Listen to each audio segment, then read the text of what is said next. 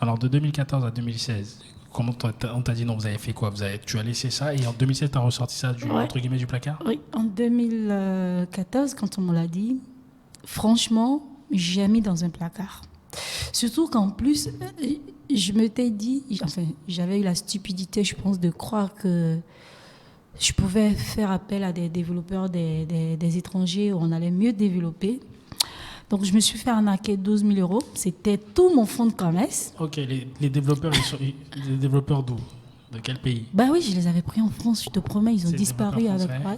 Okay. Et ça m'avait vraiment cassé le moral. Donc, du coup, on l'avait rangé parce que je venais de me faire fermer la porte au ministère. Je venais de me faire piquer 12 000 euros. J'avais vraiment souffert par ce blé. Donc, du coup, j'ai vraiment rangé. Et en 2016, je me souviens bien, au mois de mai, je vois un projet de la Banque mondiale qui lance un concours qui dit ils ont besoin d'avoir une plateforme, une solution qui va permettre de hiérarchiser le taux de mortalité et de morbidité. Et dans le domaine de la santé, j'ai dit là, ça tombe bien. Oui, Seigneur. Oui. Et j'ai dit, je vais tester là-bas.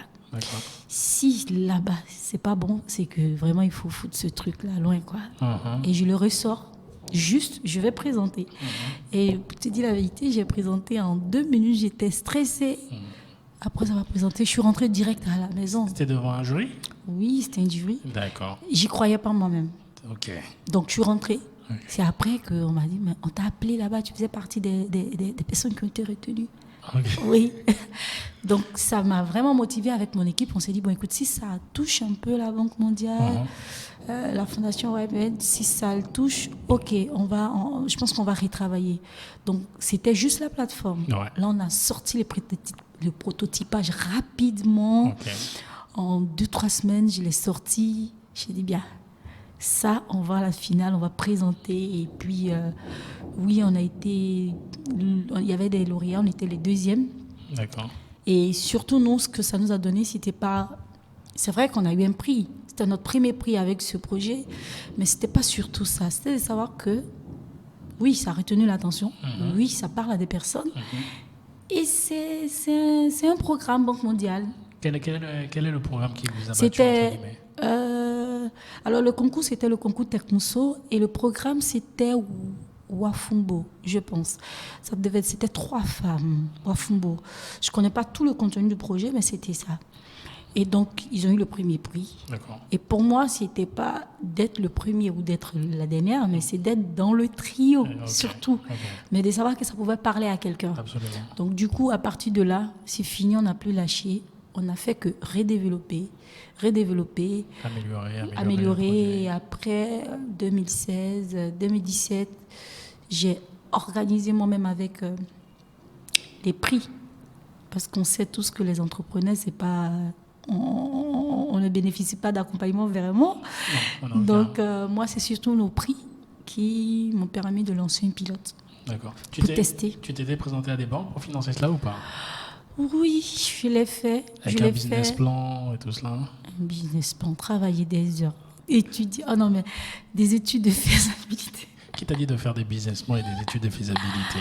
Non, mais attends, quand tu vas à la banque, il faut être bancable en fait. Il faut travailler son modèle économique. Je pense que finalement, ça, je peux même donner des cours. Je pense. Pour moi-même personnellement, pour m'être fait rejeter plusieurs fois par les banques. On ne te dit pas pourquoi d'ailleurs même. Oh, je le sais maintenant. C'est que les banques, j'avais parlé avec un conseiller bancaire. Et j'ai un gars que je suis sur YouTube, il s'appelle Voussi Tambekouayo, c'est un Sud-Africain. Et il te dit, les business plans, ce n'est pas fait pour les entrepreneurs. Non. Les banques ne financent pas une idée. Elles financent, je dirais... Viabilité de quelque chose. C'est même pas viabilité, c'est est-ce que, effectivement, si ton projet ne fonctionne pas, elles peuvent se rattraper sur quelque chose. C'est cela. Donc, elles ont besoin déjà d'avoir quelque chose qui a déjà fonctionné. Donc, si tu viens, tu dis, je vais ouvrir un restaurant dans un secteur d'activité qu'elles connaissent bien, elles vont dire, OK, on connaît. Ou sinon, si tu viens avec un projet innovateur, il faut que tu aies une maison en hypothèque, ce genre de choses pour qu'ils puissent te financer. Sinon, c'est pas la peine. Ouais.